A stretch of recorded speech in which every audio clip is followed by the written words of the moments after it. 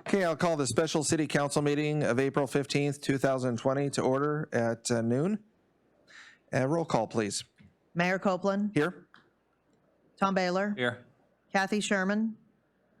Here. Jeff Guard. Here. Melina Meyer.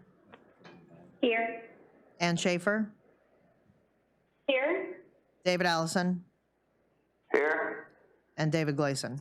Here. That's a quorum. Okay, thank you. Approval of the agenda. Move to approve. Second.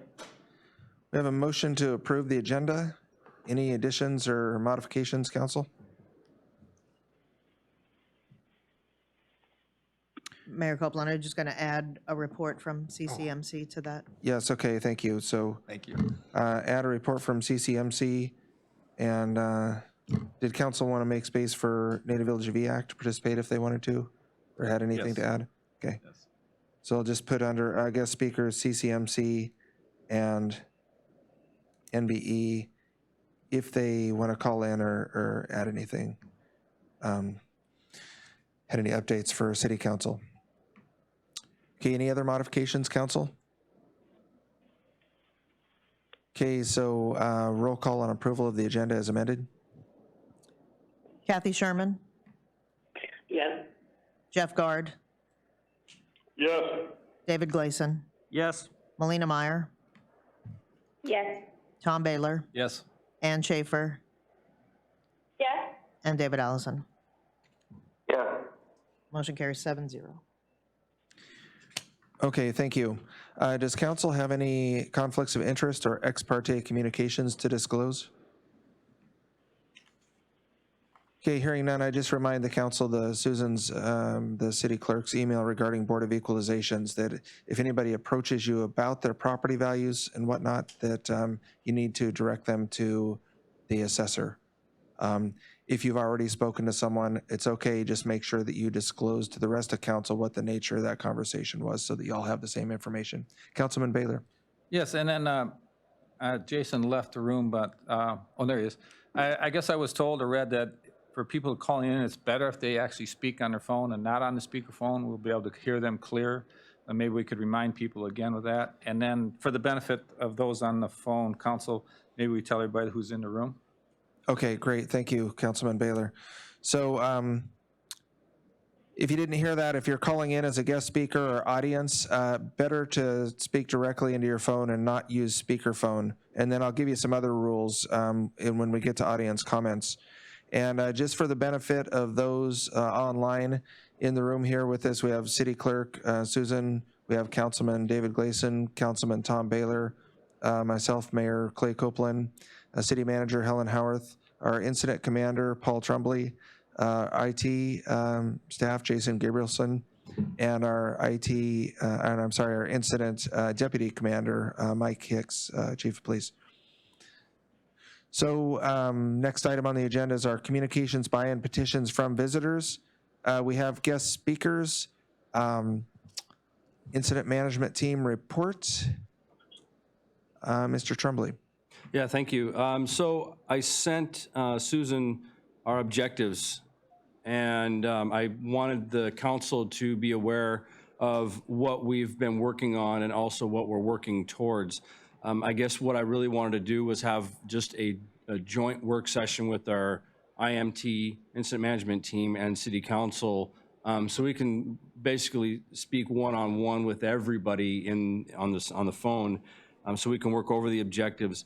And then there was another mandate 10 that came out about the sport fish release from the governor, and that does change a few things. And so at the council's request, I'd like to have that work session or training session to be on Friday so we can work on the objectives for next week. This is a slow-moving incident, and we do have a little bit of time, but there are some pressing issues that the community is very concerned about. So if you all would look over the objectives, and if you don't mind if we do have a work session on Friday, then we can move forward with that. Also having Deputy Incident Commander Mike Hicks instruct the council on the roles of the policy group to help the incident management team move forward with the objectives that at the will of the council. What I'll do is put a little note here, I'm flagging myself under pending agenda, so council can discuss that there. Friday IMT training. Okay, great. And then also, I think there was a couple recommendations from council about some different objectives that were discussed today. And so that's obviously going to change a few things as well for the incident management team to push out to the public.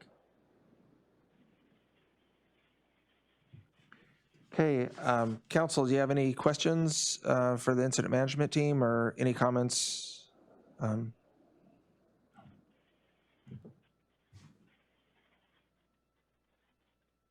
Yeah, this is Selena. Yes, Vice Mayor Meyer.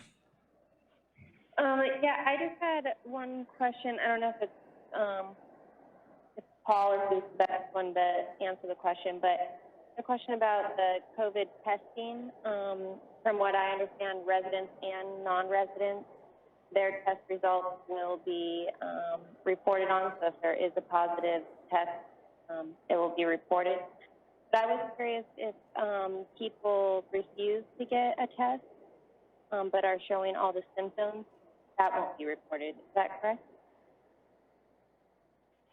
I don't know about the refusal part, but what I do know is that if we do receive a positive test, the city of Cordova and the community will know about that. I know there was some questions about non-residents being tested, and then that number counts towards like Washington or Oregon or Florida or wherever. The community will know. We'll get that information from the CDC once that information is passed to us.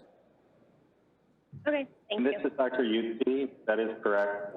That if somebody declines to be tested, that will not be put out. Thank you. Thank you, Dr. Yutzi, and thank you for reminding me that we have do have medical staff available for the call. And council, Helen and I are reaching out to make sure those that medical staff are available at your meetings as you requested. So just a reminder though, Councilman Meyer, HIPAA doesn't allow us to name names. We can say so many tests, so many individuals, whatever, but Right. okay, just wanted to clarify, thank you.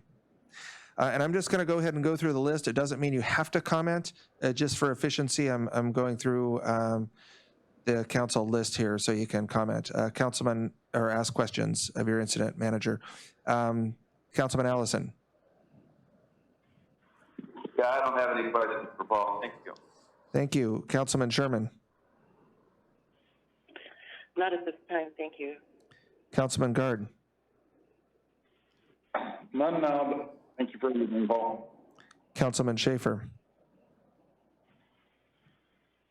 Hi, yeah, I just have a comment. I just wanted to say thank you for I think the increased communications with council have really helped. That list that got sent out from the incident management team showing what you've been working on, and then also the things that you're working towards, I think will be really helpful when we get questions from the public just about like, are these things being thought about? So yeah, thank you. It's been really helpful. Okay, thank you. Councilman Baylor. Yeah, I do have some questions, and I don't know, Paul, if you're not prepared to answer this, that's fine, but a lot of discussion has been rotated around the incident that happened down to the harbor. So I'm assuming you guys take a look at this, your staff, you kind of go over what happened and analyze it. So could you walk through the public a little bit about, so we know somebody complaining or sick, you guys prepared your staff, they went down, they grabbed the individual, a determination was made that there was not a virus, and they left. I mean, that's the short version of it. So could you walk it kind of like a tabletop, had a person come in tomorrow and they had the virus, I mean, the same kind of scenario, you took them in, what would be the procedure then? Because I would assume the people that are on the boat would have to be quarantined. How would that happen? Is it like they come in, this gentleman's sick, or you guys don't leave this vessel? If you're not prepared to answer it now, but this will be a question later. Yeah, we Okay. can definitely write something up and bring something back to the table for that. I think it would help to put, because these are the questions we're getting, and so if I can go back to that incident, because there was a lot of like, there was already rumors, but the minute you went down. There was a lot of So- what ifs. So, yes. Yep. So you're going to know if somebody's got the virus or positive, I should say. We won't know. Well, when you know. Yeah. I'm sorry. When you do know, everything gets kicked in, the community will know, you'll be out there doing, I would assume, contact tracing, that sort of. Mitigation, yes. Yes, Yep. all of those things will kick in. So the point is if, like in this last instance, there was no positive case, there was no need to run out. I don't know. I'm trying to parse my words here. Is there a way to say, oh, it's clear? Or because you had people run around and say, oh, I heard this and I heard that. How do we communicate that? No, we don't have to say names or what it was. Are you getting what I'm trying to, and you can deal with this later? I think we understand what your question Yeah. is and your concerns. Yes. Yeah, it's just, how do we go about that? Chief Hicks will speak on that real quick.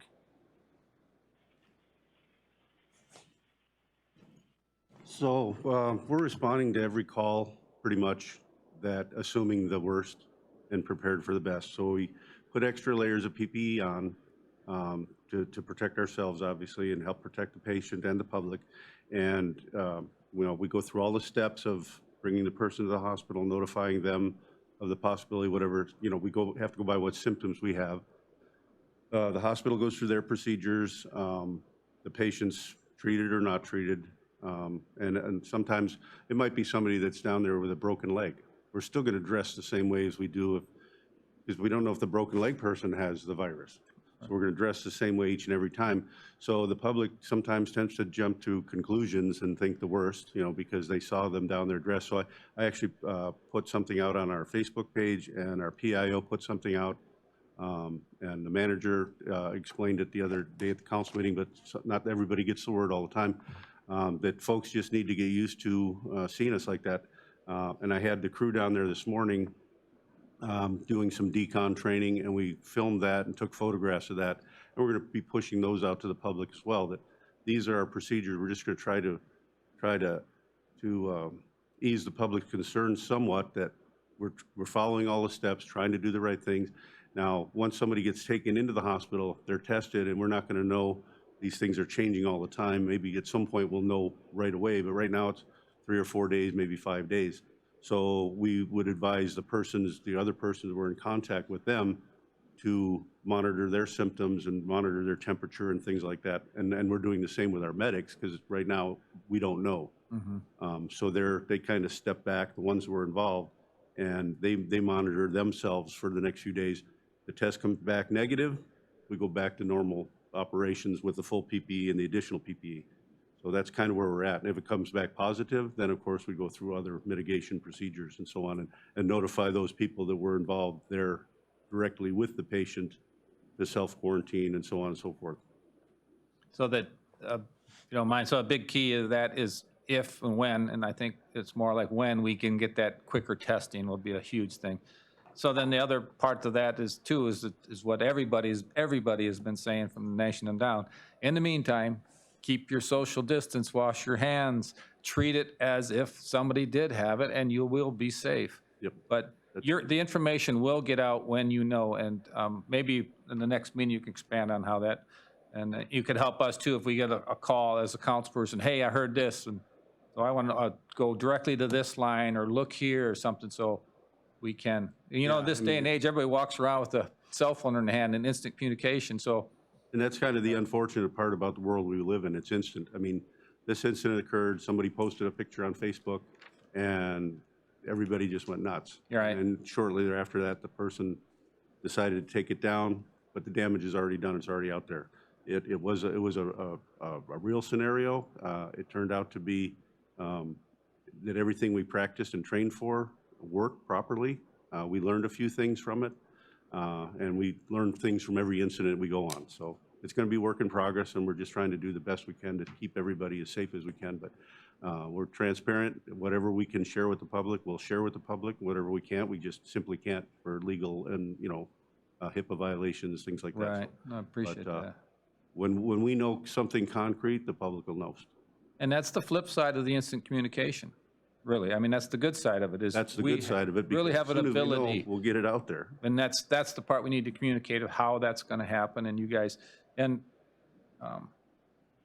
the public needs to understand that you guys are developing these things. I think there's a lack, I think I can speak for a lot of people, there's a lack of communication of where you're at, and some of us behind the scenes can see that you're doing a little bit more, but we're hesitant to say they are doing X, Y, and Z. That needs to come from you guys.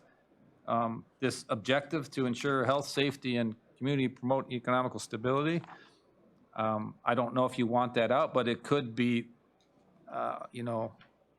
it's not the final objective, things we're working on. Maybe if you could present it in that way, because I think if people read this, they'd be a lot more comforted that, okay, they are addressing our concerns. So just give that some thought. And that's another thing we're working on. I mentioned it briefly. Valdez has a pretty good system out there that's online. It shows, and we pretty much plagiarized it. Yeah. It shows their command structure. It shows their objectives. It shows their current situation. It mentions like the total number of cases around the state, total number of cases in Valdez, and so on. And we're gonna pretty much copy that, and I'm hoping to have that done sometime this week. So that'll be out there for everybody to see. It'll be the most current, up-to-date stuff that we have that we can share. And then one more comment, and this is to the community.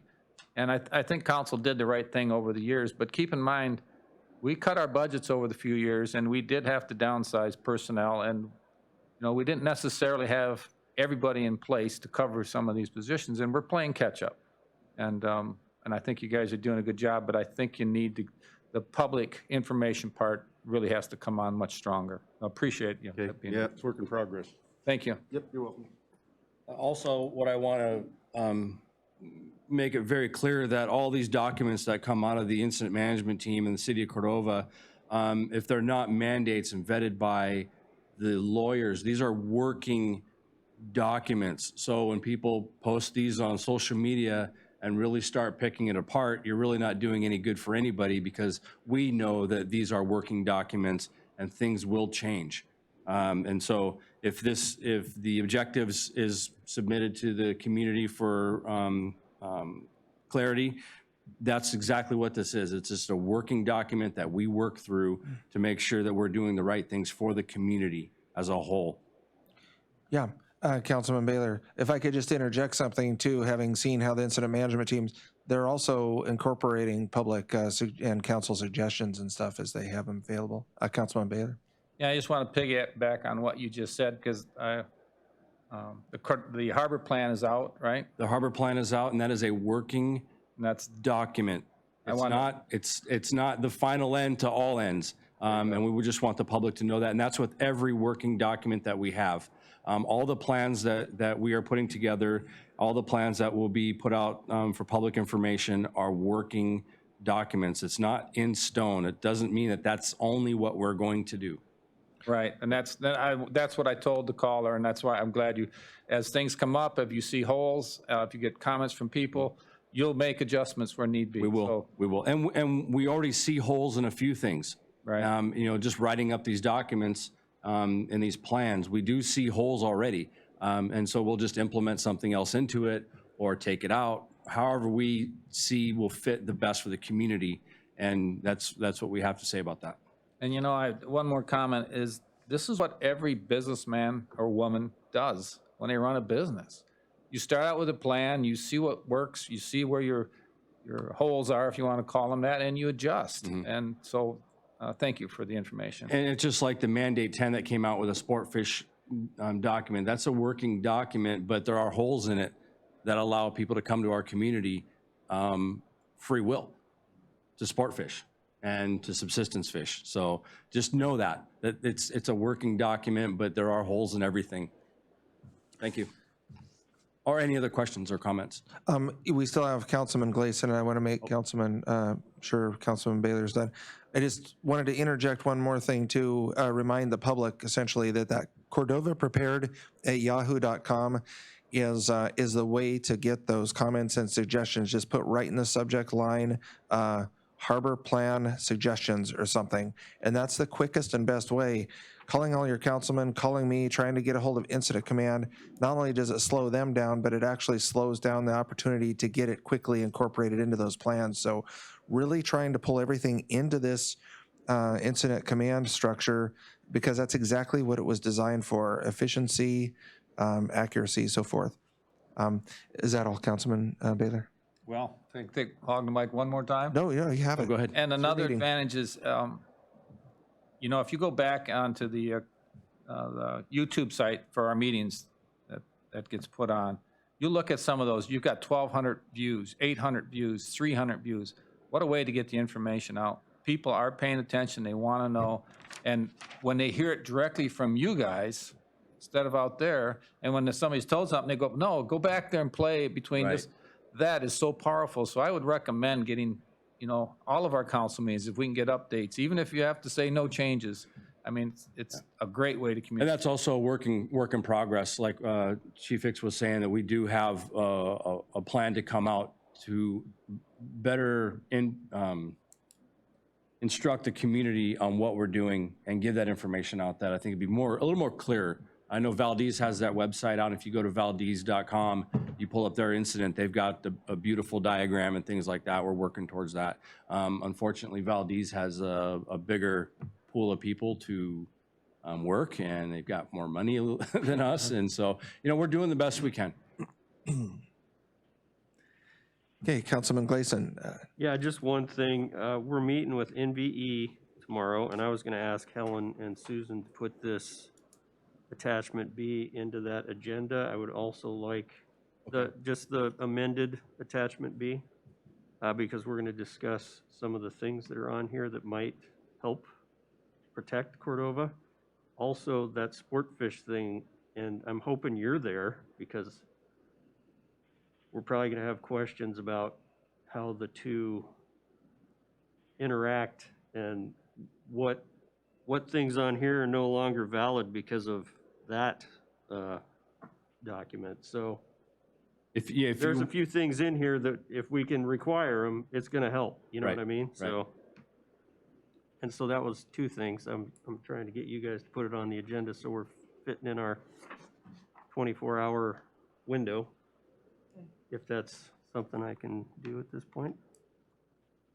And then your document, we'll need to find that, drum that This one baby up. too?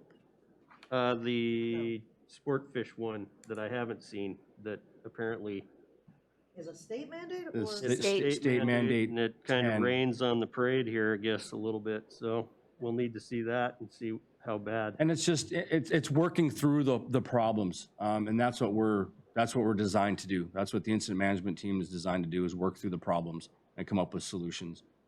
Not necessarily to say, no, we can't do something, but we will try to do something. Yeah, So- it'd be nice if we're all three in the same room though, so we're not doing something that's Absolutely. wasting time. Absolutely. Wasting. And I think it'll also help with coming up with objectives, you know, during our work session.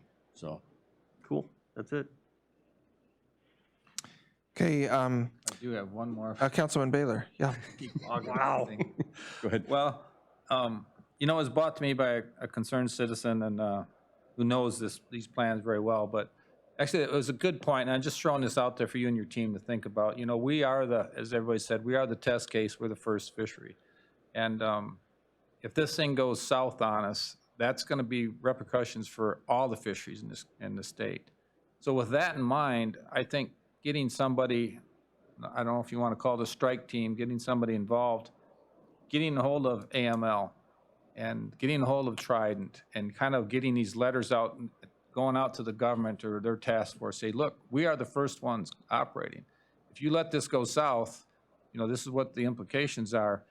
And by the way, we need masks, we need this, we need that. You know, whatever your medical team says you need or what you need, you know, and attack them that way.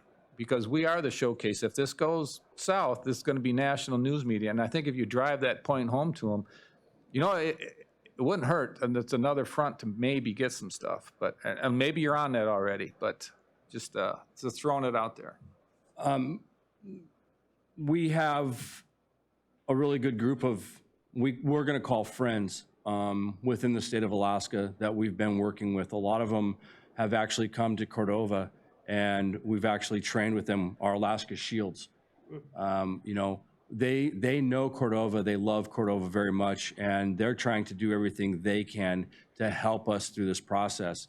So yeah, your concerns are exactly right, and these were my concerns back in March. And, you know, beginning of March when we first started, that Cordova is the first test case.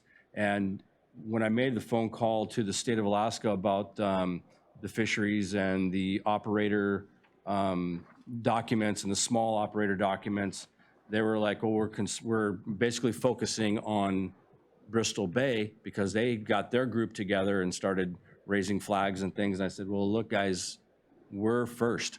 And it kind of light bulb clicked and went, oh yeah, Cordova's first. So they're on our side as well, trying to help us through this process. But the mandates are really hard to work through and to do the right thing for the community. So, Okay, thank you. anything else? Any other questions, council, for Incident Commander? This is Councilmember Alex. I'm sorry. Allison. Oh, Councilman Allison, yes. Yeah, I just have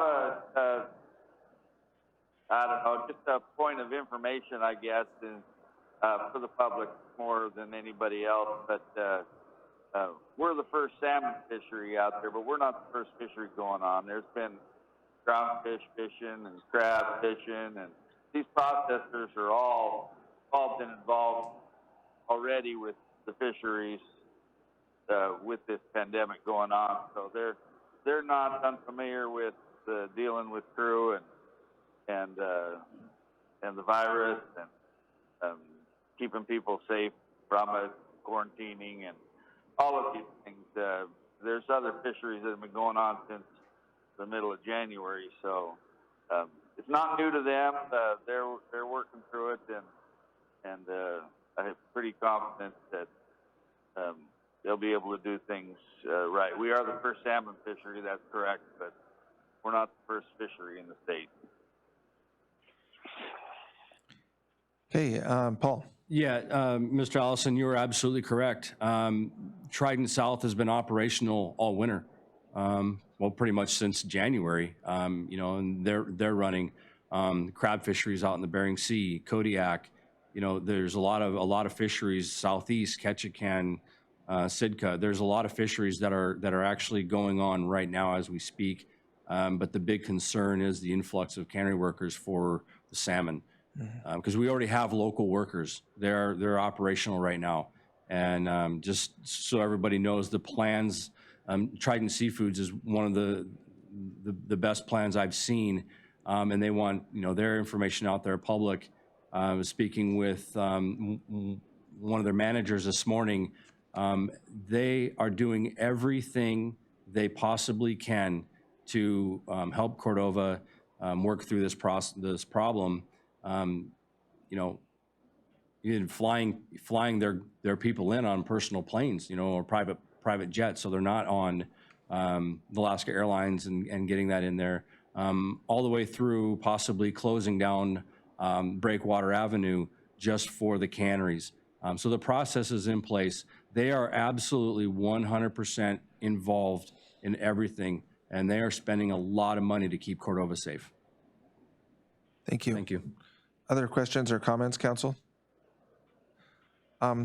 If there's no objection from council, and I know that our agendas in these meetings are a work in progress for council as well, but it occurred to me we don't have a place on here for your own staff and council, you know, attorney. And so we do have her online, but I just wanted to give Helen and Holly a chance to speak to items here as well.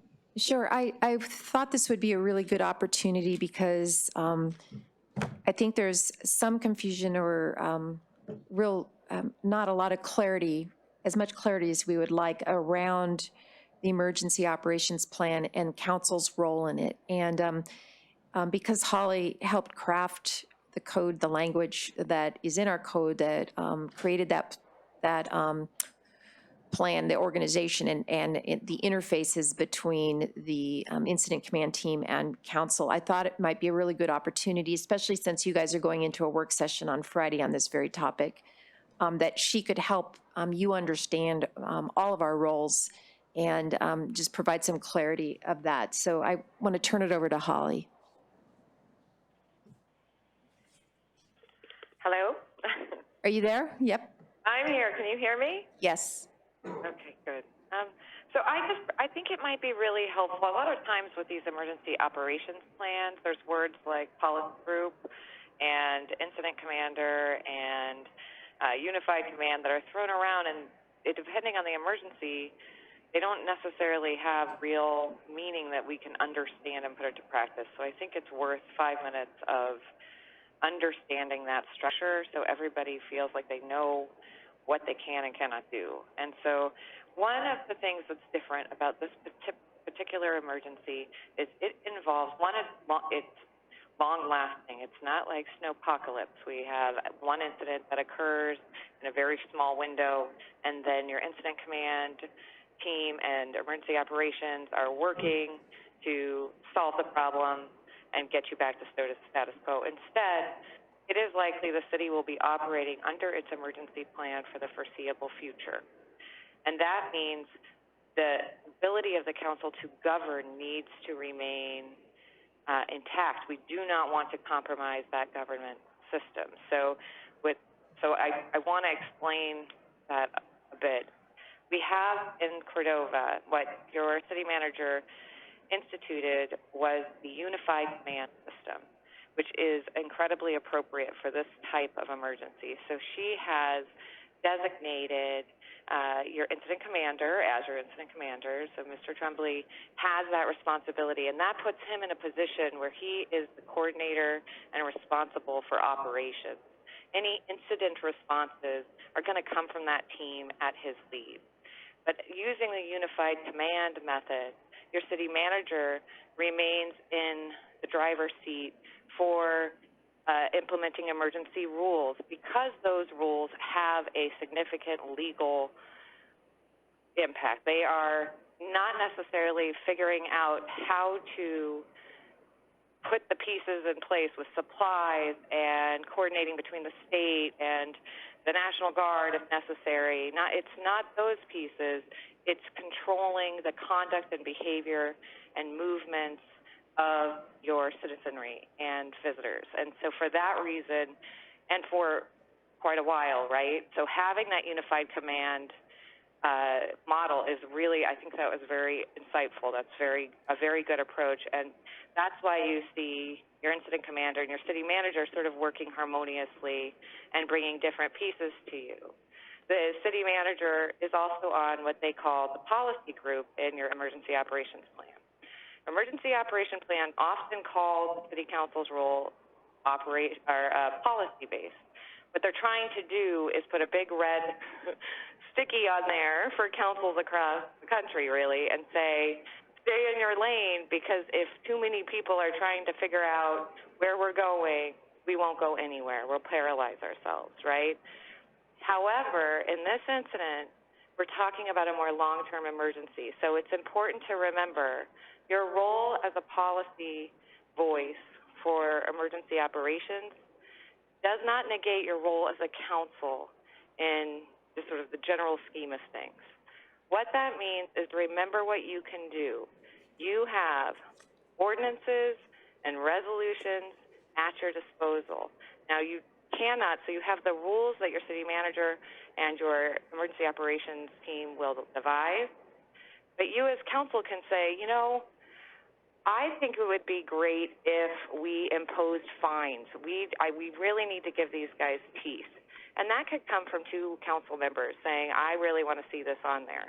Now, it will go on the agenda, and your city manager or your incident commander might say, you know, we don't think that's appropriate. They might speak against it, or they might support it. But you have the ability to do that. You maintain the authority to do that. And council can make decisions. And that right there creates this window, which should make everyone a little nervous, because you also have a responsibility to remember how those laws impact your policy role in emergency operations. So it's messy, but if you understand your roles and how and what tools you have to exercise them, I have no doubt you will move very efficiently through the process. That was a lot of words. Does anybody have any questions? So let me just go through council list here. Any questions for for Holly? Councilman Sherman. Not at this time. Thanks, Holly. Councilman Guard. No questions. Thank you. Councilman Meyer. No questions right now. Thank you. Councilman Schaefer. No, not at this second. Councilman Allison. Not at this time. Thank you, Holly. Councilman Baylor. You know I will. Yeah, hi, Holly, Tom Baylor. So this is for the public's benefit as well as the question is, so council is in charge of policy, right? I mean, we're talking about policy, but what drives that policy as far as what brings it to council? Well, it's the community. It's the community's needs, wants, it's fears, things that need to be get done, that they kind of bring that to us, whether individually or as a group, and then council picks that up, and then we have a discussion, and do we need a policy to address the situation or not? I mean, that's the way I see our role also, is we just don't sit here and make things up. It's kind of driven by what the incident command team may bring to us, but also what the community's needs. That's who we're here also to represent. And we're kind of that filter of like, well, we run it by the incident command, they've taken care of it, they're on top of it, or, well, we don't have a policy to cover that, and so we need to get on it. And I think a good example of that is the airport situation where we actually had citizens go out and start on their own. So to me, that's probably I think that's, and correct me if I'm wrong, I think that was a fault of council not to get on that right away and a policy with their incident command. About that in a way that has all of the normal pieces we have with that. The emergency operations plan, incident commander, and the city manager move at the speed of light. That's how to think about it. They need to because they're dealing with an emergency. So they're going to do what they need to do, and they can't have council standing in the way of that. And I don't mean to be disrespectful, but really they have to move fluidly and efficiently. So council continues to move at their regular governance speed, and that ensures that the public is heard and that these bigger issues can be brought separately. And that's what you've done. So I think we're saying the same thing, Councilmember Baylor. I think it's important for the public to know they still have their outlet, and council still has their lawmaking authority, even if they have this policy rule. Okay, thank you, Holly. Councilman Gleason? Nothing. That was pretty clear. Thanks, Holly. Any other questions for Holly? Okay, and I think she'll be on the line here available if more come up, or available for us to call her. Helen, anything, did you have anything you wanted to share about anything you're working on for? I just want to share to everyone, if there was one thing I have taken away from pretty much every recent council meeting, whether a special session or a regular meeting, is that we have not been doing as good a job communicating to the public or to council as we should. And to that end, I hired a public relations crisis communications specialist yesterday, who will now be working closely with our public information team to make sure that the communications that all of you so need are being adequately addressed. So I hope you will find that the lack of communication is a bygone problem, and we will move forward and be on it. So just wanted to let everybody know we acknowledge, have heard you, and believe we found a solution. Thank you, Helen. And then just already that's going to pay big dividends, because these are talking points. I have interviews with Seattle Times this afternoon with Alaska Public Media, so that we can communicate the positive work that council and the incident management team's doing, but also remind them, this is a great community, and and not lose the positive messages as we work through this. Well, and Tom Baylor here, and to the public out there, that's what leadership is. You identify the problem, and you come up with a solution, and you act on it, and that's what the city manager did. So I think we're in good hands here. So I'll get back on the agenda, but we'll remember to include staff and council for you city council's access during these special meetings. So before we go to audience comments regarding agenda items, we do have a couple of guest speakers here. Your CCMC Authority Board Chairman, Greg Meyer. And thank you for your patience, Greg. Are you there? I am. Can you hear me okay? Okay, yeah, so a report maybe, and then we'll open it up for council questions. The floor is yours. And thank you. I want to thank council for adding this to the agenda. I appreciate it. And I think along with me, we have Dr. Sanders and Dr. Utsi for some comments and questions. And I just want to let everyone know that CCMC and Alonka are working well together to get equipment, the PPE, and staffing coordinated for this pandemic. And just to let everyone know that the doctors are communicating daily, meeting formally and talking daily, and so there's good coordination going on there. And so, and Barb and Kim have been working hard with myself, and we've been trying to find some funds. I presented you guys last meeting with a PPE and equipment list of about $350,000 worth of things we need immediately, and a couple $100,000 of stuff we need throughout the summer. So we've been working hard on that, and Faith is going to add a donate button to our website, so hopefully that'll help with if anyone wants to make some small donations or big. So hopefully you'll see that real soon. I want to give a big shout out to EAC Corporation. I gave them our list of immediate needs just a couple days ago, and Chairman Parsons and called an emergency board meeting yesterday, and I was shocked at the outcome. EAC has donated $200,000 to CCMC and Alonka to help us prepare for this. So I want a big shout out to Rod Worrell, Brennan Kane, and the entire board of EAC. It's a really generous donation, and we are super grateful.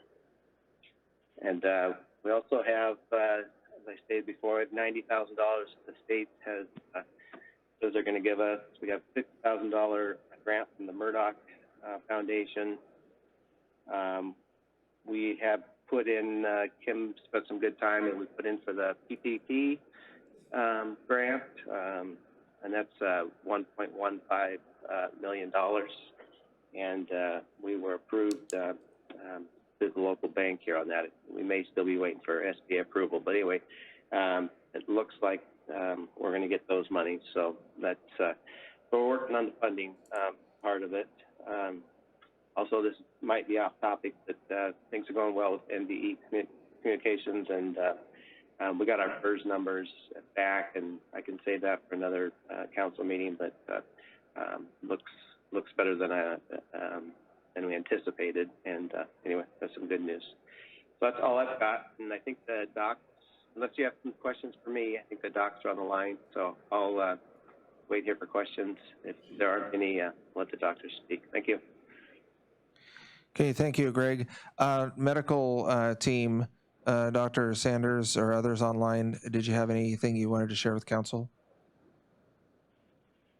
Yeah, this is Dr. Utsi. Dr. Sanders wasn't able to make it today, so she asked me to kind of attend. We have been meeting on at least by email once a day and on a phone call once a week or even twice a week to kind of try to bring things together. I also want to let council know that we do now have the rapid testing capabilities here in town.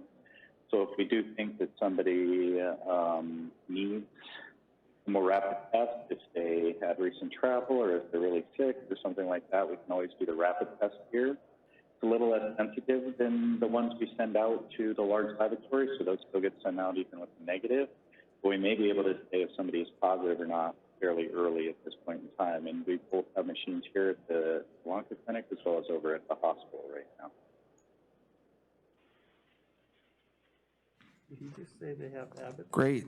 Thank you. So, This is Dr. Sanders. I am actually also here. If you guys have any questions, we will be glad to. Thanks. okay, thank you very much. I'll go to council questions. Councilman Schaefer.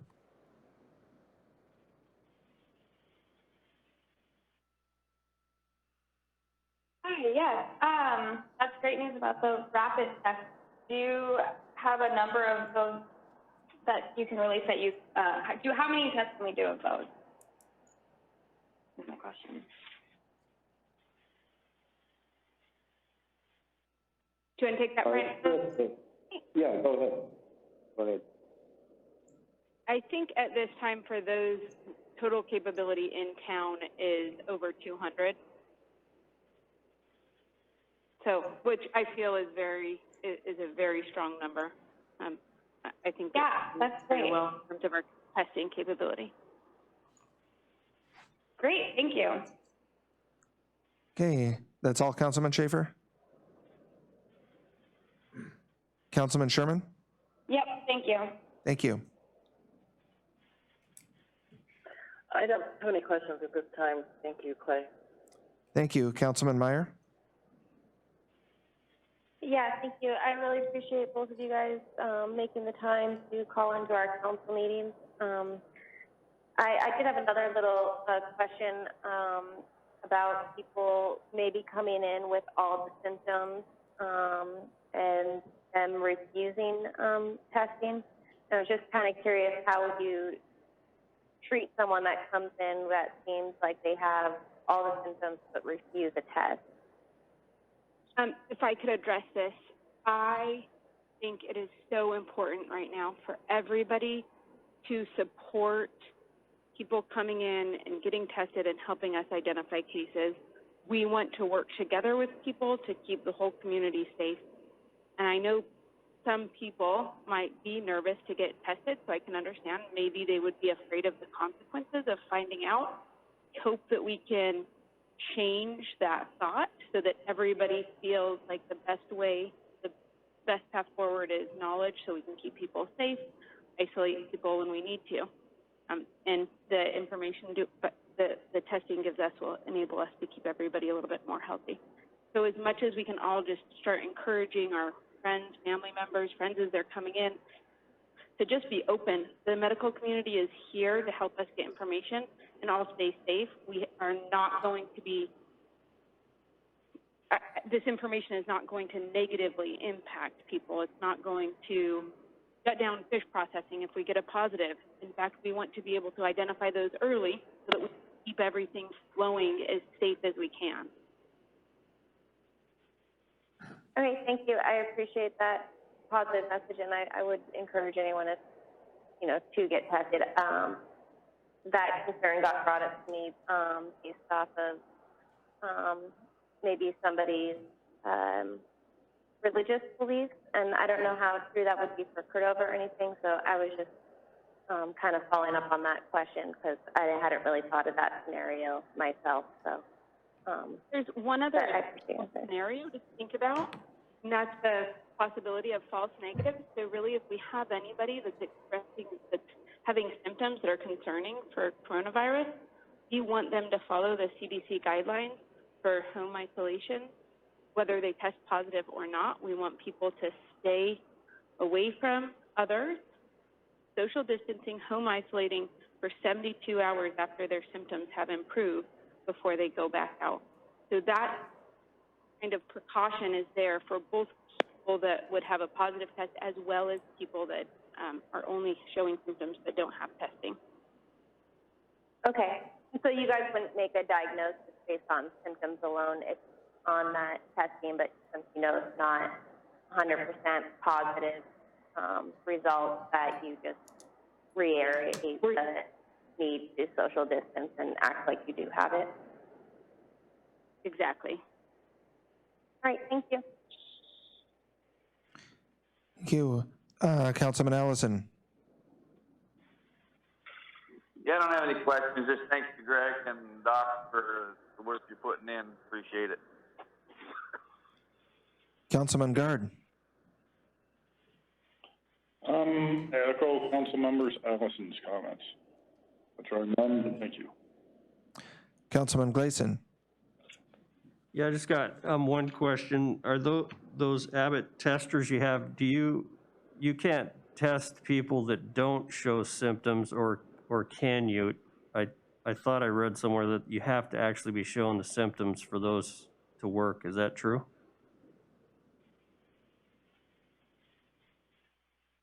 Brian, do you want to take it, or do you want me to? Yeah, I can. So we aren't testing people that are asymptomatic at this time.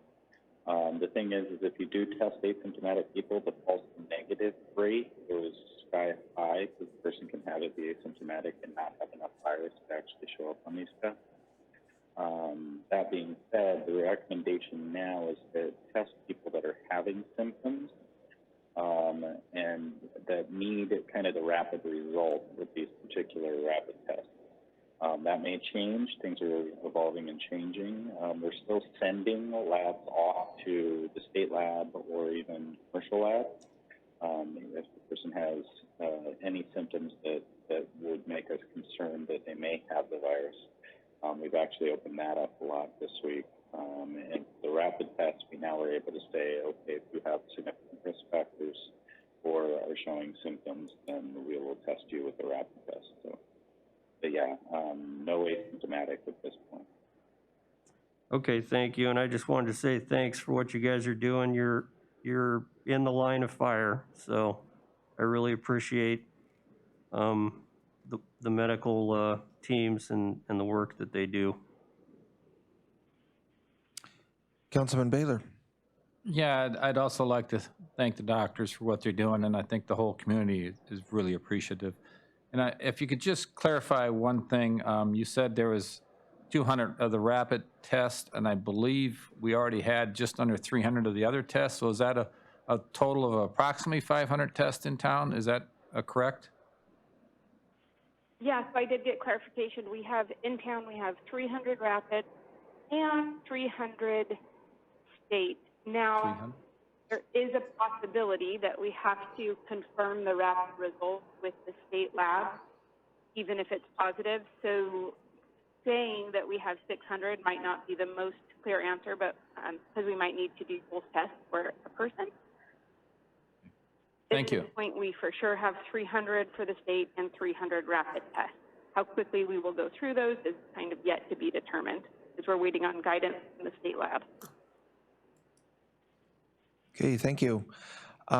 Any final comments from Greg or the medical team, or any final comments or questions from the council? Just thank you to Greg for reaching out to EAC Corporation. That's outstanding. Thanks for taking that effort. Okay, thank you. And thank you, medical team. We'll let you get back to work. Do we have any representatives from Native Village of EAC on board that wanted to contribute or have any updates?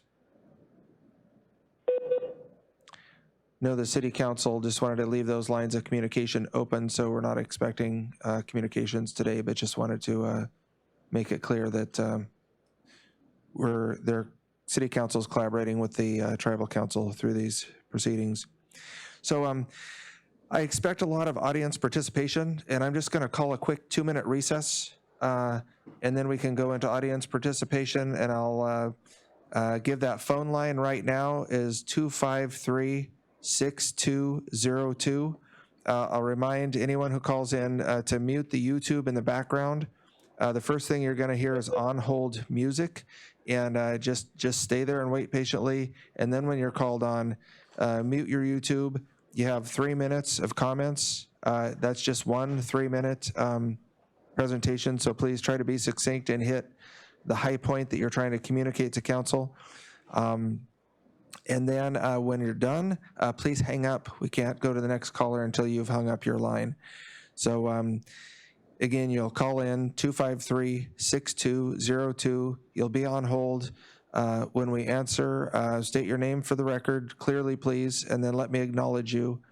And speak into your phone. When you go to speakerphone, it makes it very hard for us to hear you.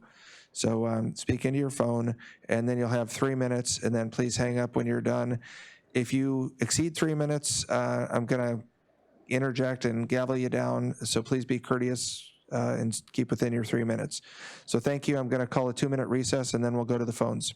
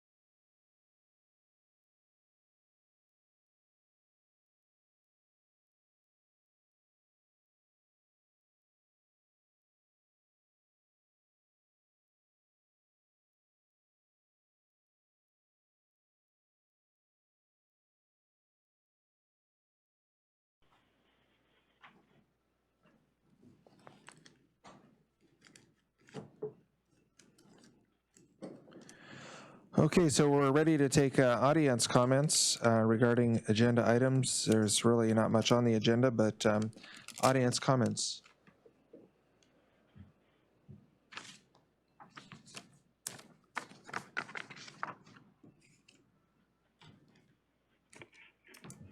Okay, you're online. If you could state your name for the record, please, and 3 minutes. Yes, Molly Mulvaney, and I am calling just to clarify regarding the situation in the harbor. I understand that PPE was used, and I understand that is going to be the response.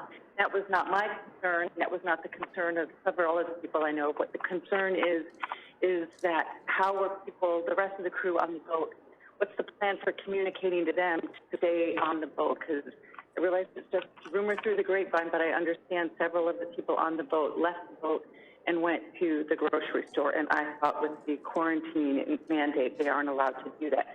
So really, that's the concern that I would like to see addressed. So we get the PPE thing and that response, and that's fully how it should go off. Regarding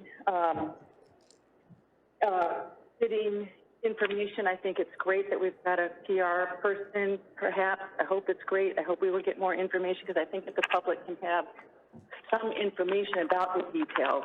It really reassures people, and we get that it's all a work in progress. Our lives are a work in progress. We understand that. I understand the resource unit has done a lot of work. I hear that the beds up in the hospital, in one of the schools.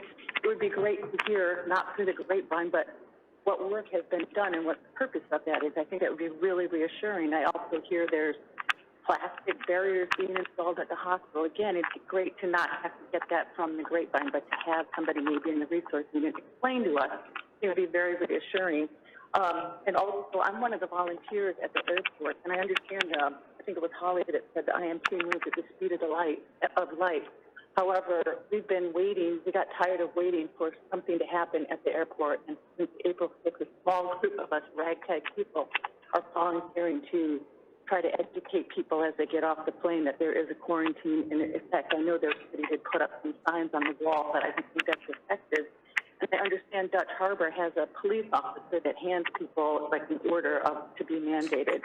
I think it would be a great, super quick, easy solution. There's already an officer out there at every plane. So I would love to have the city share what the plan is for that. Regarding Dutch Harbor, I have fished out of Dutch Harbor. It is very different fishing there in the winter. They don't get the seasonal influx that we're about to get, and I think Paul Trumbley did recognize that. So I appreciate that distinction, because it is a little bit different. So, okay, thank you.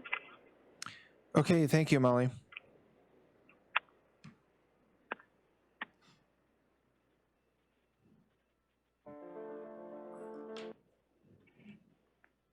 Okay, next caller, you're on. If you could state your name for the record, and you have 3 minutes. Hi, this is Michelle Hahn. Thanks for taking my call.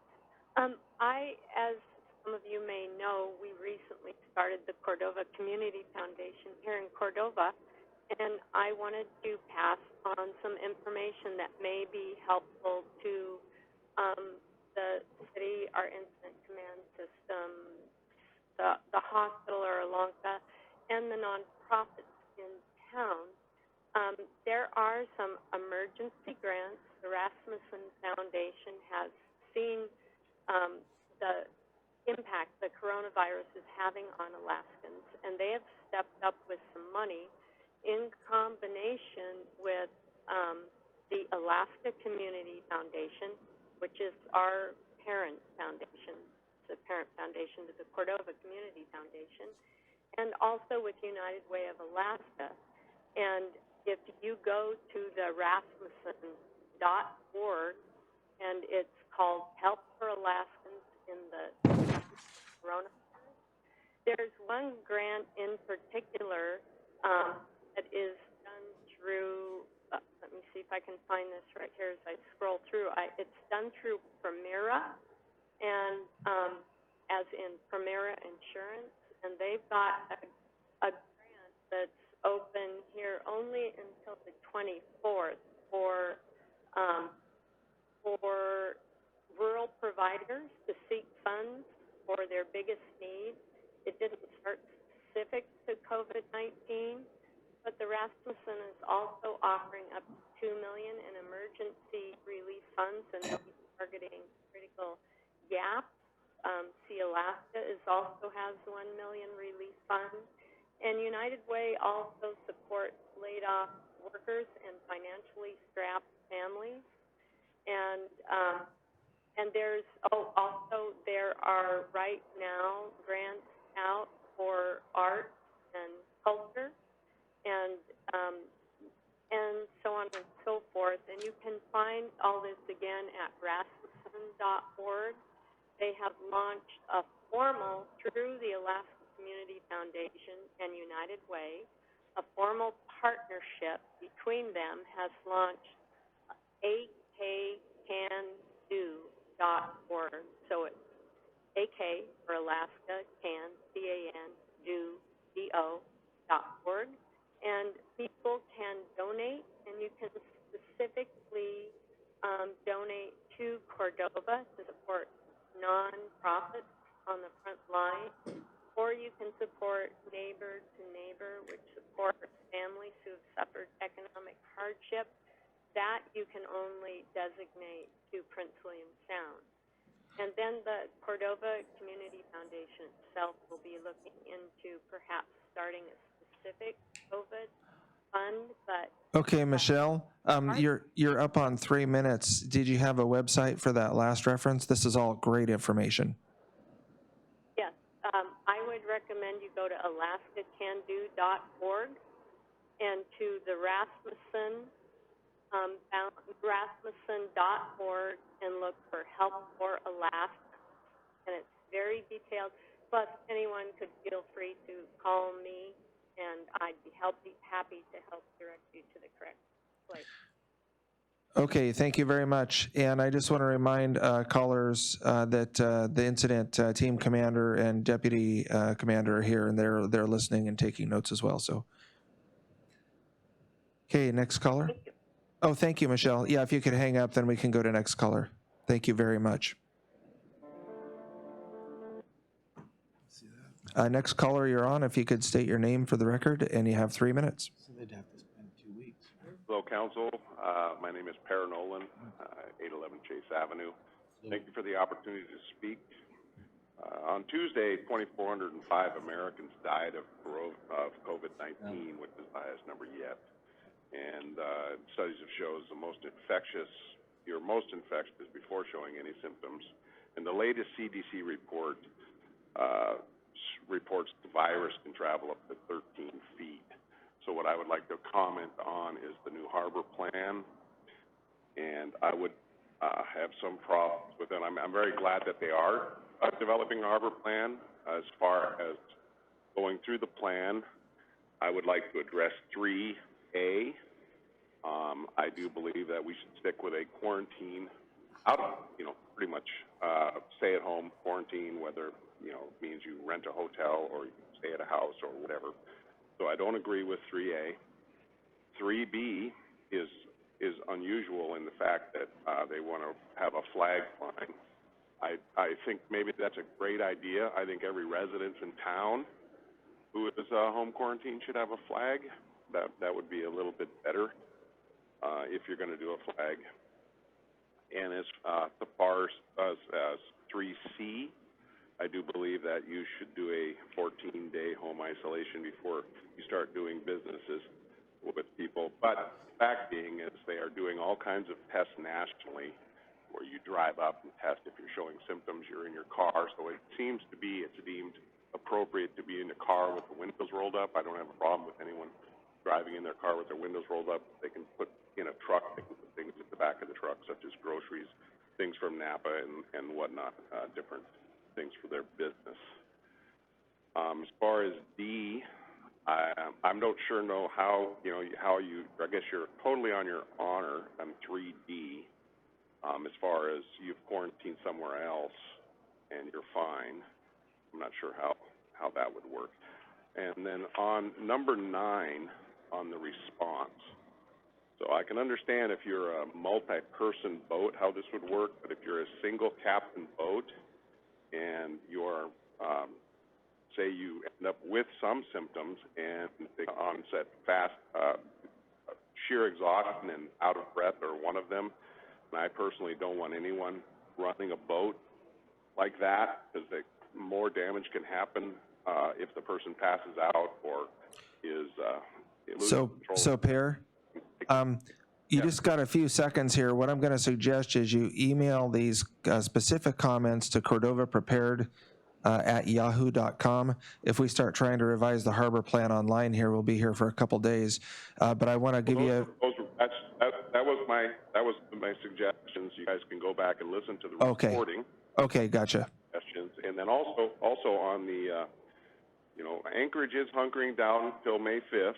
Princess and Holland America have canceled their seasons, which is a $375 million loss to the state, which is, pretty substantial, but they realize that that's a problem. As far as what when Taylor was talking with Police Chief Hicks about Saturdays, I don't see people not being concerned. I do feel that if everyone who goes on an ambulance call is going to be tested for COVID-19, then this might not be possible, but it would have been a simple statement if there was a non-COVID related incident wherever, whether it be the harbor. So those are my suggestions. Oh, and my biggest one. Okay, well, that's 3 minutes, Per. I got 3 minutes here, and we have others waiting.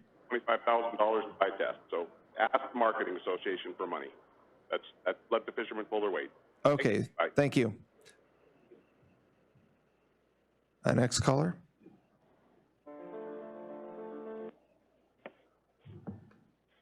You're on the line. If you could state your name for the record, and 3 minutes. I can't hear you. We can't hear you. Hello, Mayor and council members. This is Joni Barron calling in from mile 4.5 Copper River Highway, but as you know, I'm calling from Washington. Hey, I just wanted to call you guys again. This is just kind of with some background about the incident command system, and this is more about the flow of information. And I hope I don't come off as sounding at all like somebody who knows everything about incident command. I don't mean to do that at all. But I just wanted to encourage the council members and the community to have a level of patience with our incident management team as we're trying to get information out to you. I shouldn't say we, as they try to get the information out to you. So for many of you, you know this, but for those who might not know it, I just wanted to let you know that whenever there's information that comes in, they have to go through this whole process. And they have to, of course, vet all the information. And then after they vet all the information, they have to send it to the incident commander, because they have to make sure that everything we send out is with one voice. And of course, you can understand why that would be. To avoid rumors, to avoid duplications, to avoid information that is inaccurate. And then once that happens, then they have to pull it all together, make all the last-minute changes, and send it. And what's happened in this response is that many times, by the time they get to that point, a new mandate has come through, or a new part. There's all these different partners in this, and different pieces that are going on. And so it's hard to get that out to you guys because it changes so rapidly. Just so you know, the hope is that now that many of the mandates are in place, this process won't be quite so encumbered by changes that come in, at 3 o'clock in the afternoon when they're trying to get it out by 5 or whatever it is. So I just wanted to throw that out there and let you guys know that they've been working really hard. To Helen, great move in bringing someone in to help us forward with that. And to Kathy Renfeld, who's been doing this up to this point tirelessly. I have to pat you on the back for what you've been able to do, Kathy. So thank you, Mayor. Thank you, council members, for all your time. Okay, and thank you, Joni, for all your time and effort and team support from afar. It's really helping, so thank you.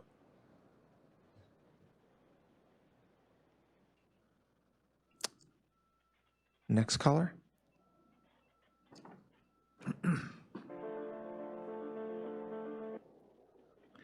Okay, you're online. If you could state your name for the record, and you have 3 minutes. Hi, this is June President, CDFU, Mr. Mayor, and council members. And there seems to be a lot of confusion going around with this normal kind of situation and communications. I've looked at the harbor plan. I think, it's still a living document. I just want to make sure we have those signs up pretty soon out there that you got to contact the harbor master.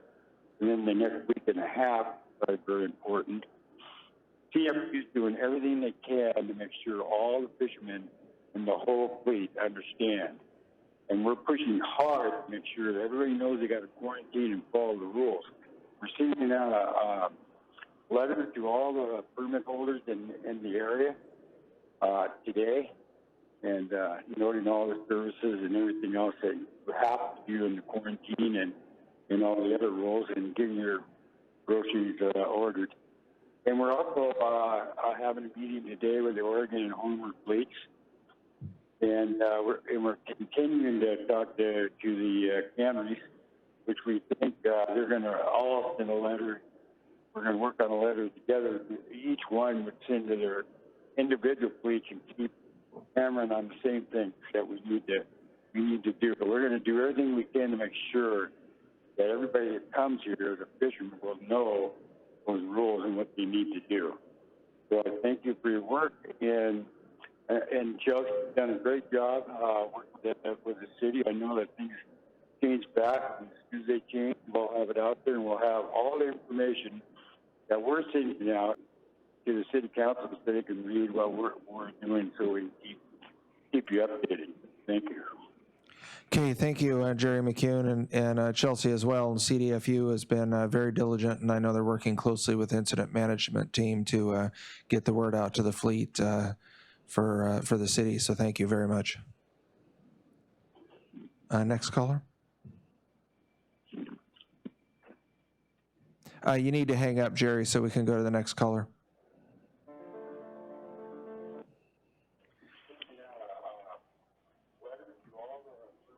Okay, next caller, you're on. If you could state your name for the record, and you have 3 minutes.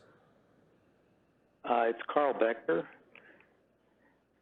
I just wanted to find out if there's any possibility of requiring people who are arriving by air to put on a face mask before they get into the terminal. And if they're arriving by ferry, put on a face mask before they get off the ferry. The harbor's a little complicated, I guess.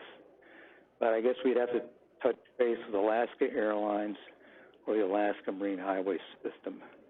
Or is there some way that we can enforce people doing this? Because I think that would be the first line of defense of preventing infection from people coming into town. Thank you. Okay, thank you, Carl.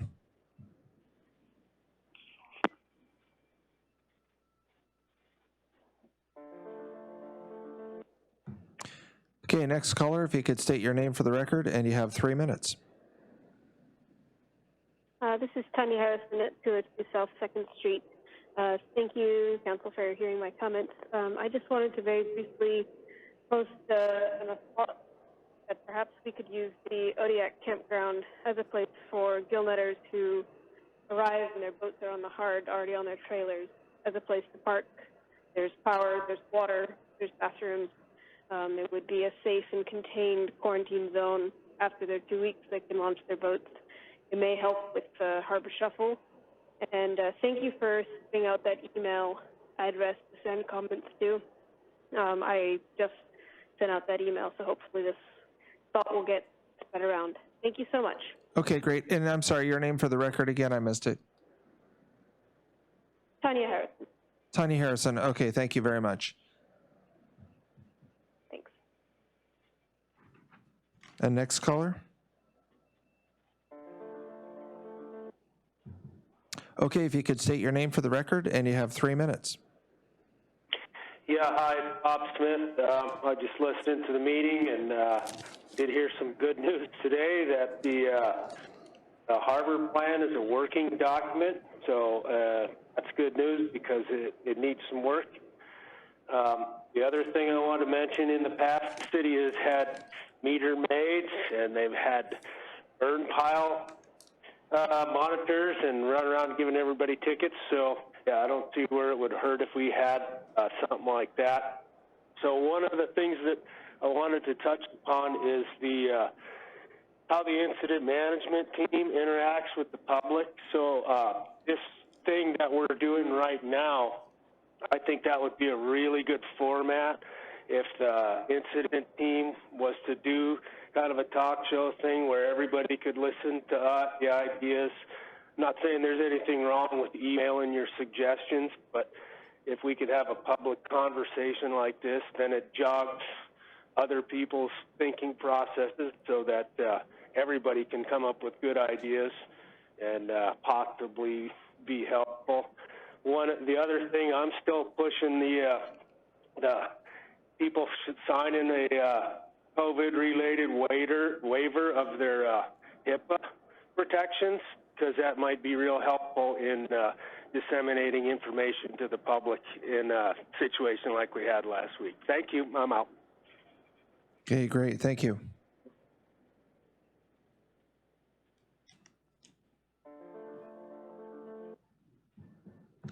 Okay, next caller, you're on. If you could state your name for the record, and you have 3 minutes. This is Sarah Parker, 4.1 mile White Shed Road. As a citizen and stakeholder in our local fisheries, I'm disappointed to see that the city and incident management team have members of their advisory task force who have clearly demonstrated they are unable to conduct themselves in a civil or respectful manner.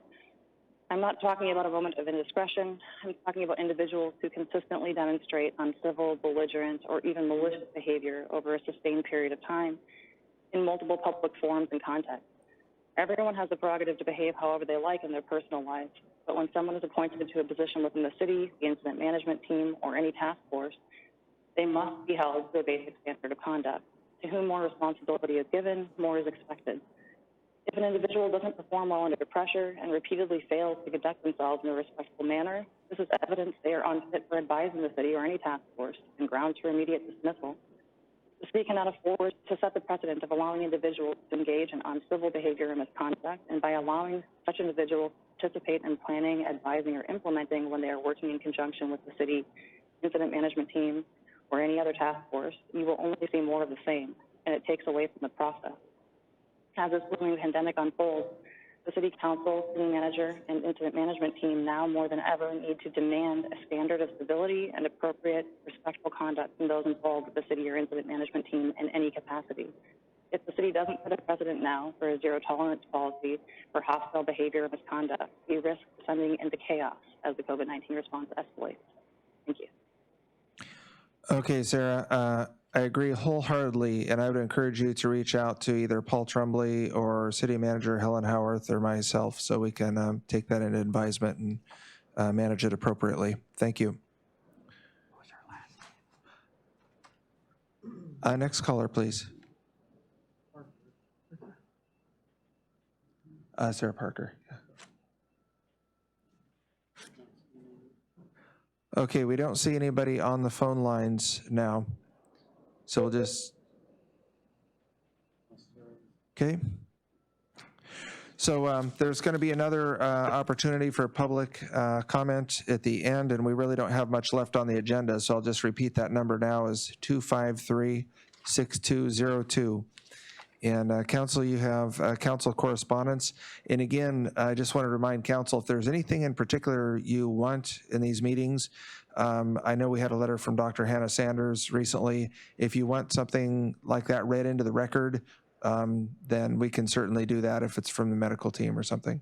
Otherwise, I'll go through council list here if you have any comments or questions about any of these correspondence. Councilman Allison? No comment. Thank you. Thank you. Councilman Sherman? Just a quick comment. I wanted to say that these emails have been very useful to me, reading Mr. Stevie's letter made me recognize that he is doing everything he can to make sure his crew and season will be safe. And I appreciated hearing that from him. It was very useful. That's all. Thank you. Vice Mayor Meyer? Yeah, I just want to really thank the public for spending time to write counsel and these emails coming in. I know we have a lot of emails and calls coming at us, but really thank the people taking the time to, out of their day, to call us and give us the information. So I really appreciate reading all the correspondences, and just because we're busy doesn't mean we don't want to hear from you. So please send in your letters and call us if you feel like you need to. And also that Cordova prepared one for stuff going on the INT team. But thanks for everybody. Thank you. Councilman Gard? Yeah, hello. I'd like to really doubly thank everybody that called in and commented today. Today kind of sounded like to me the first time I've heard Cordova sitting down and coming up with good ideas for dealing with things in a clear, calm manner together, which has always been, I thought, one of Cordova's strongest points, and it gives me hope that we can come out of this thing well when I hear Cordova working together like that. So it's really our only hope. Thank you, everybody. Hey, that's all. Councilman Schaefer? Hi, yeah, thank you. Yeah, I'd just like to thank everybody for writing emails and calling in and taking time out of our days. We read all the emails and they're really helpful just to get different perspectives and different ideas. So thank you. Councilman Gleason? I just thought that the Stephen Richards email was information that we never would have known to ask, and I thought that was a pretty important email to get. And I would mention to Paul that maybe if he's in contact with other cities, you know, the emergency management teams, and they are trying to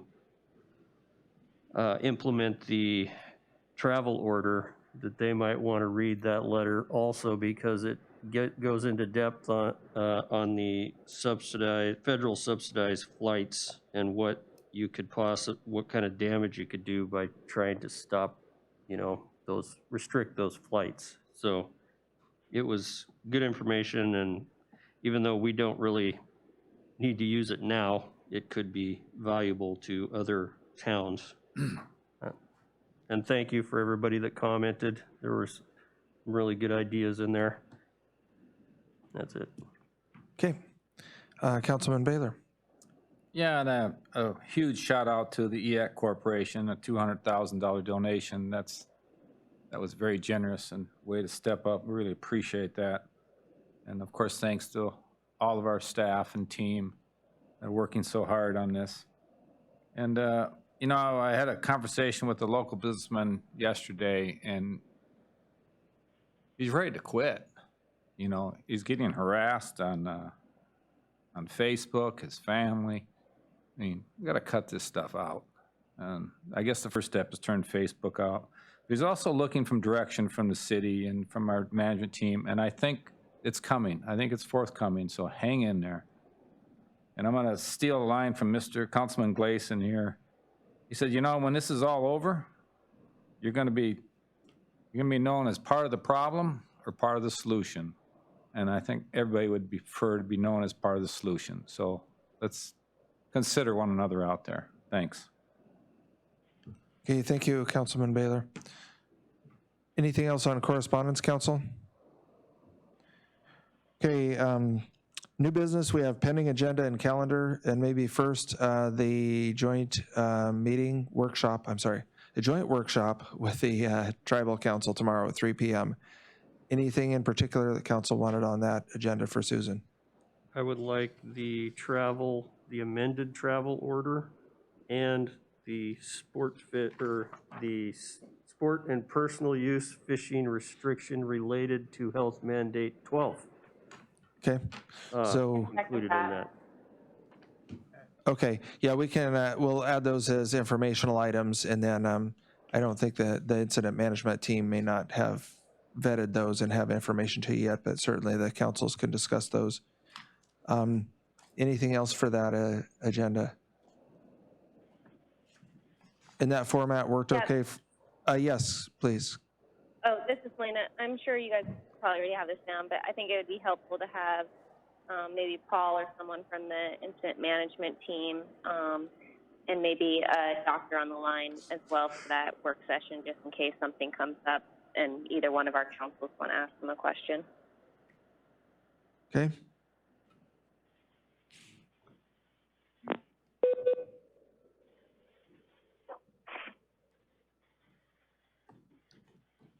And then did that work, format work for council? Everything flowing through Daryl? It seemed like it flowed pretty well. Oh, yeah. Daryl and I? Okay, You guys did good. Yeah, that was organized. good. Anything else for that agenda? Okay. And then the incident management team suggested Friday as the training. Any particular time, Paul, or would noon work? Yeah, it's up to you guys. Yeah. Okay, Noon's fine. all right.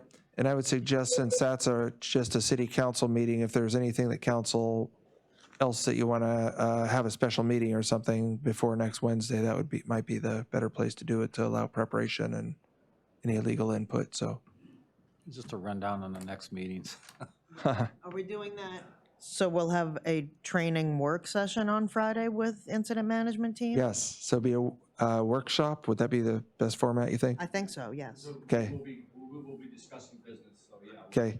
Do you have a rough timeline, just a guess? Maybe an hour? I would allow just a little bit longer. Yeah. For objectives. Okay, yeah, okay, good. So maybe hour and a half, and then some council time too, so just trying to look at. But not a special meeting with any action? Not yet. Okay. And otherwise, next Wednesday will be our next special meeting? Yeah. Knowing that within 24 hours, we can call one if we need to? Yeah. Okay. Okay, so those are the, Mayor, this is Councilman Schaefer. yes, Councilman Schaefer. For the workshop at noon on Friday, will the format be call-in again, or will we need any way of like visual? Yeah, it'll be Will call there in. be like slides and stuff that we're going to be looking at? Is basically what I'm wondering. I'm seeing them shake their heads no, that they can do it verbally online. Okay, great. Any documents we need to email, we'll be sure to get emailed out there. Okay, if there's any documents they want you to refer to, they'll email those out with the packet. That's great. Thank you. Good question. So I guess, and I'll back up. Does that work for council noon? And when is the NVE meeting? That's 3 p.m. tomorrow afternoon is the joint meeting with the tribal council. And then noon Friday sounds like it works for the incident management team training. Okay, council, anything else on pending agenda? Or just, I guess, Chief Hicks, if he could be at the tribal meeting also, in case we have to ask him a question about being able to enforce said mandates that we're going to maybe be coming up with. Yeah, Paul and I will be there. Okay. Thanks. Okay, I'm sorry. Was that a yes? Okay. Barring incident, I'll be there. Okay, barring incident, another incident. Okay, yeah. Still your chief of police. Anything else for pending agenda, council? Okay, hearing none, we're back to audience participation. That number again, 253-6202. Mute your YouTube. You'll get on-hold music, and then when you're called on, you can state your name for the record, and you'll have 3 minutes. And then when you're done, if you could hang up, and please use the telephone itself and not speakerphone to air more clearly.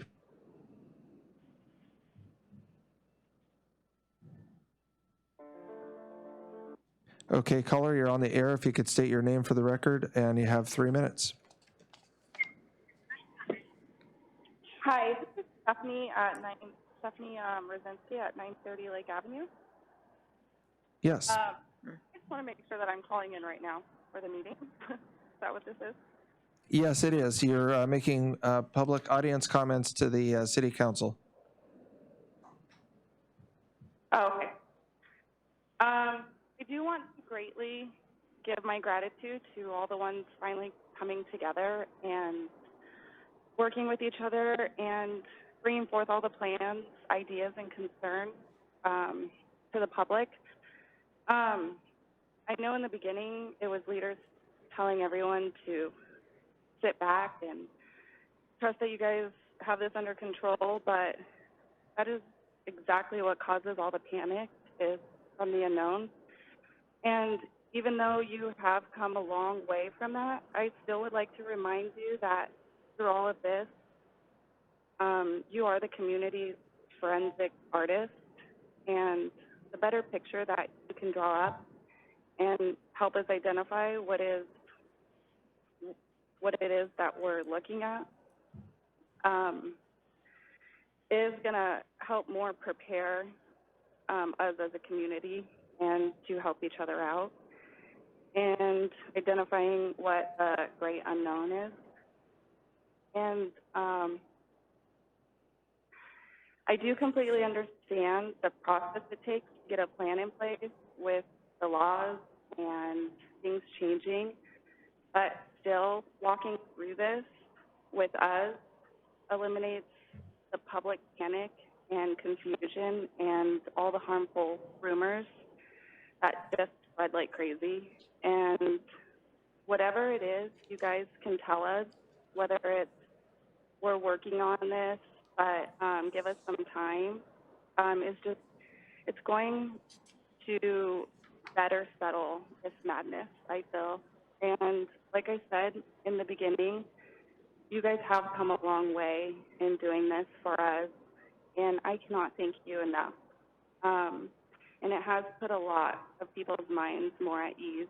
And I just want you guys to please continue to work on this information, getting to the community, whether it's good or bad or even scary. I think through all this, that is the ultimate power for us all to be on one page and to be prepared for this. And I just thank you guys all so much, and thank you for your time, and God bless you, Cordova, and the rest of the world. Much love. Thanks. Okay, thank you very much.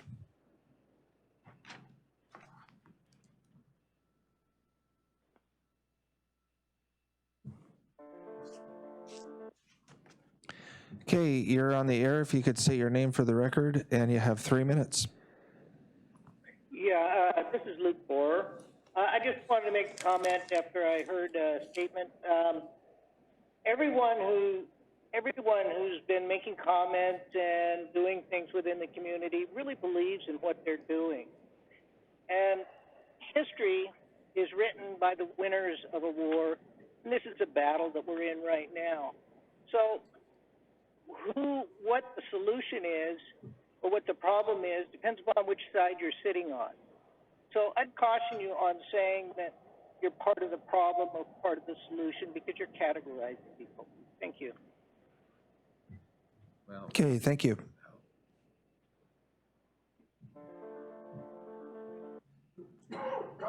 Okay, you're on the air. If you could state your name for the record, and you have 3 minutes. Yeah, hey, this is Brian Mills at 104B Whiskey Ridge Road. I just wanted to make a comment that we've got a lot of really good questions coming in on public comments and also emails and things like that. And I understand that there's a pretty big process for getting information out to the community, but as someone who mostly just listens to the meetings,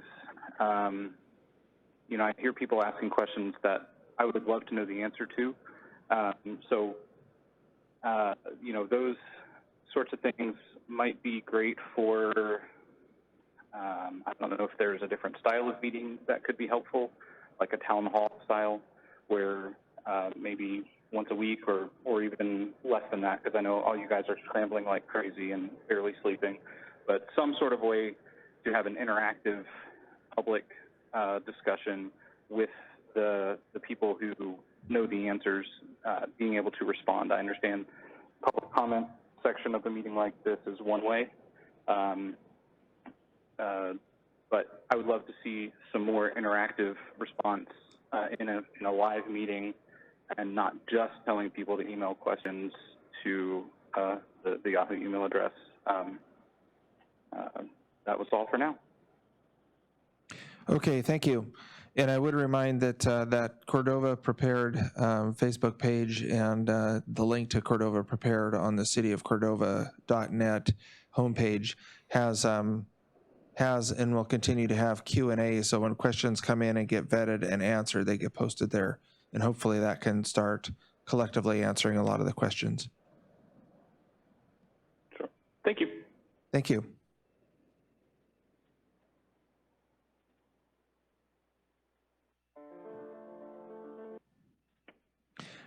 Okay, you're on, caller. If you could state your name for the record, and you have 3 minutes. Hi, everybody. JR here, KLAM and KCDV, and I just wanted to express my overwhelming joy for hearing what is in store in terms of improving the robustness of communication. Those of you I've spoken with know I've been pushing for this for a while. It's something we obviously very much want to help with.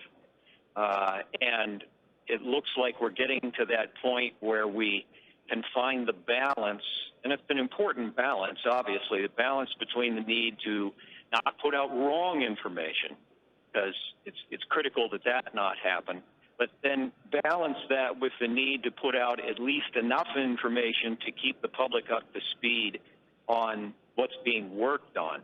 Maybe even if every I isn't dotted and every T isn't crossed and all of that, to still just give people a sense of how much is happening. I really want to commend anybody, sounds like it's mostly our city manager, for getting some skilled help in dealing with this, which is not to bring in people that have done this kind of thing before is in no way a slam against our local PIOs or the people that have been trying to get information out. I know they've been working tirelessly and doing everything that they possibly can, but the fact that we're now at this point where we can get the flow more regular and the progress updates more frequent, that is just, I haven't felt this enthused about listening to a meeting since I can remember. So thank you very much to everybody who has heard the call for this, and absolutely count on us to be involved in it and do everything we can. So again, we're very excited about that, and with that, I am out. Okay, thank you. And thank you for posting these and links to other information and the recordings that you've been airing as well on your website. Appreciate that. Okay, next caller. And you are online. If you could state your name for the record, and you have 3 minutes.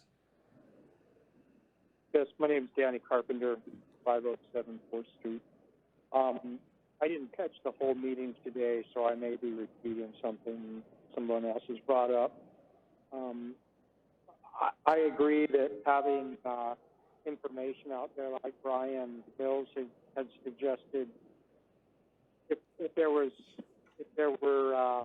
whether it's on Facebook or on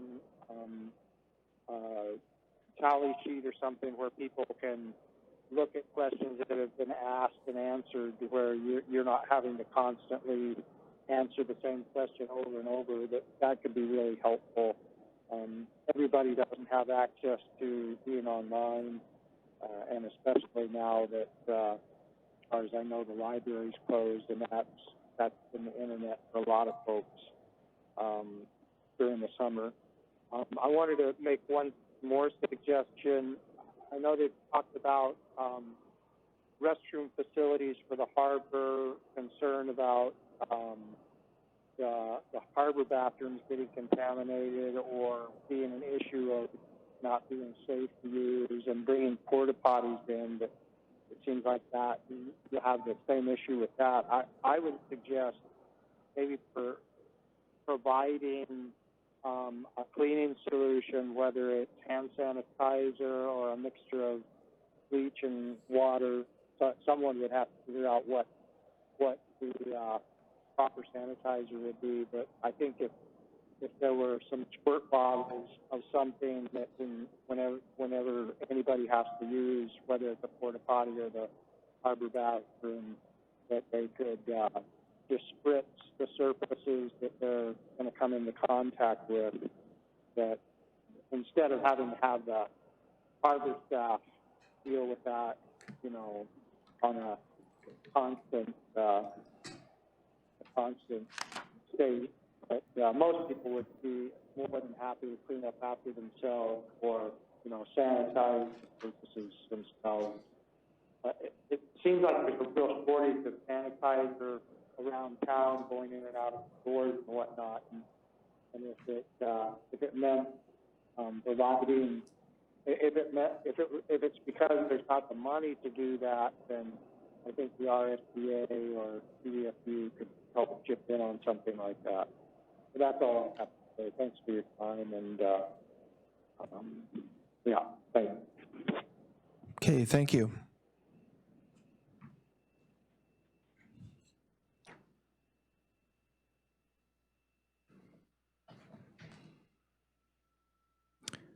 Okay, we don't have any other callers on the line at this time. So we'll go to council comments, starting with Vice Mayor Meyer. Switching things up, having me go first all the time, huh? Yeah. Big shout out to EAC Corporation, donating $600,000 to NVE, Alonca, and to CCMC. That's pretty huge. When I heard that news, I was pretty excited about that, and got me thinking that there's other big corporations out there that have, or other corporations out there that have ties to Cordova that maybe we should be in contact with for other opportunities like that to help with the efforts that we're doing here locally. I wanted to thank Helen for hiring someone to help with getting information out. I think that will be a great help, and we'll see how that goes. And excited for the new website that I know that you guys are working on for COVID. When that rolls out, I think that will be a really good place for people to be able to go and get information easily. I also really wanted to thank everyone that's volunteering and kind of just took it upon themselves to meet the airplanes coming in and handing out information. I think that there's Cordova citizens out there that are really ready to step in, but at some point, the city, I think, needs to take over some of those efforts and help that out. And I know we're stretched in there, but whatever we can do on council level or city level to help support that and kind of have an end date, I think that would be helpful. Also listening to all the comments, really appreciate you guys calling in, emailing us, calling us, all that stuff. Really like the town hall kind of idea thrown out there. If we did do one that went there, we might need to think a little on that, how that would go down. But if we did offer something like that, people be able to call in and voice their concerns. Might not be a council meeting or all of us going in, but maybe we could figure something out along those lines. And thanks everyone that's in the room, all the hard work that's being done, and that's all I got. Okay, thank you. Councilman Gard.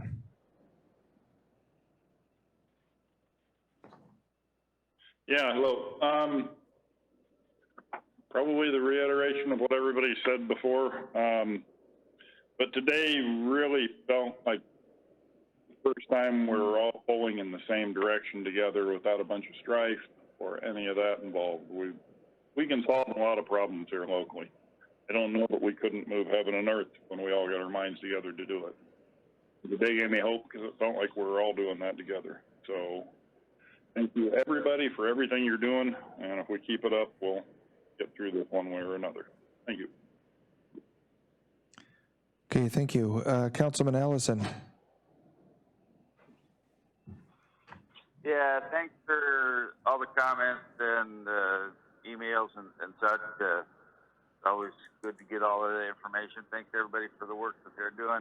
Just like to remind everybody out there that less than a month ago, I was sitting in a doctor's office in Anchorage when they got the call from the state that said voluntary surgeries had to stop. The day before that, I was thinking about going to the movies. I was still able to go to the movies. I was still able to go to a restaurant. I was still, this was all just beginning less than a month ago. This staying at home stuff is, everybody, your time gets messed up, and it feels like it's been 6 months, but an incredible amount of work has gone into the last 30 days, and appreciate all that effort, and just keep in mind that, this is, things have been moving pretty fast, especially for government here, so appreciate that, and everybody keep that in mind that this is just in its infancy, so give us a chance to get there. Thank you. Thank you. Councilman Schaefer. Hi, yeah, thank you. I'd just like to reiterate everyone else's comments. Huge thank you to the EAC Corporation for their generosity. And then, again, a big thank you to staff, the emergency management team, and then all the community volunteers and community members who are all working to keep Cordova safe and healthy. So thanks, everyone. Thank you. Councilman Sherman. Thank you, Mr. Mayor.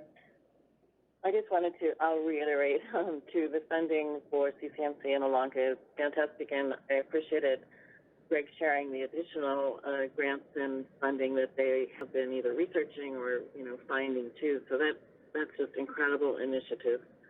I really appreciated having the doctors call in and legal counsel too, both very useful today. We are coming up to speed in a short amount of time. And I really wanted to thank Helen for the website initiative. I think as I answer some of the Cordova Prepared Yahoo emails, one of the continual comments I hear is that both Facebook and the city sites are really difficult to use. So I hope we can come up with a clean website that is easy to use, and we can put out all the answers to these questions people are being asked. I think it's doable. I think it's easy, and I'm glad that we're started in that direction. And that's it for me. Okay, thank you. Councilman Gleason. Yeah, just thank Helen and Susan and Clay and everybody that keeps these meetings going. I would make one comment about Cordova's past history with some pretty bad stuff. In my lifetime anyways, we faced botulism. For those of you that have lived here long enough, you will remember what that was. It was canned salmon. Somebody died from it, and then nobody wanted canned salmon. And, it literally tore this town in two. People moved out of town. A warehouse was burned down. There was, I myself followed Beaver Nelson around in a jitney and did donuts in his seine every set, trying to scare fish out of his net because he was a scab. And we went on strike, and it just tore this town up. And then we had the oil spill, and that was devastating. We still are facing repercussions from that with no herring fishery. And people have to remember that was a third of this town's income. That was a huge hit. One thing we didn't have in those two instances was Facebook. So Facebook does damage that we have a really hard time controlling. And I would caution people about what they're writing in there. And I would also caution about the personal attacks on people. We can't control what people write, but you certainly can as an individual.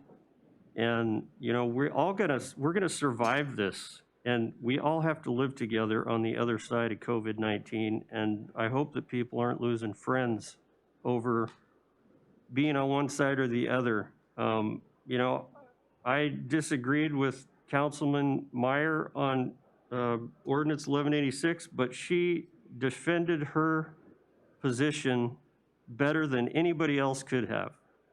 And I appreciate that. She's a smart councilwoman, and I appreciate that. Even though I don't agree, I still appreciate that, and I appreciate her being on council. So we can disagree and still get along. So my advice is please think twice before you start attacking people on Facebook. As far as my comment about how history judges us, whether being part of the solution or part of the problem, City Council and the IMT are included in that also. I guarantee you we will be judged more harshly than anybody else. And I was making that as a general comment, not attacking people for writing letters or sending suggestions into City Council. I read them all. And I personally get letters from people that I've known for a long time. They don't really have a lot of good things to say about what I'm doing, but a lot of this stuff is generated by fear, and you get a pass for that in my book. This is something we've never dealt with. We've never dealt with something like this before. Everything else we could see.